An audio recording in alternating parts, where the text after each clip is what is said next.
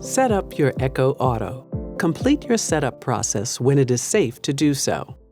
To set up Echo Auto, you need the latest version of the Alexa app installed on your smartphone, a car stereo supporting Bluetooth 4.0 or higher, or aux line in, a power port or USB port. Plug in the device with the included micro USB cable and power adapter. You can also use a built-in USB port if available. Turn on your car and enable Bluetooth on your phone. Set your car stereo to Bluetooth or aux depending on your connection type.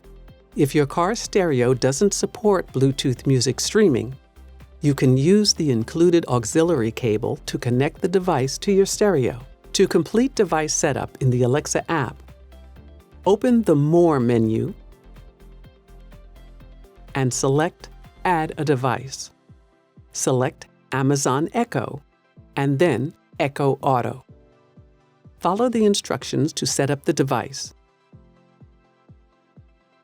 Please note that some permissions, including access to your location and microphone, are required to complete setup. If you're having issues setting up Echo Auto with your smartphone, try these steps. Unplug the power cable from Echo Auto for 30 seconds, and then plug back in.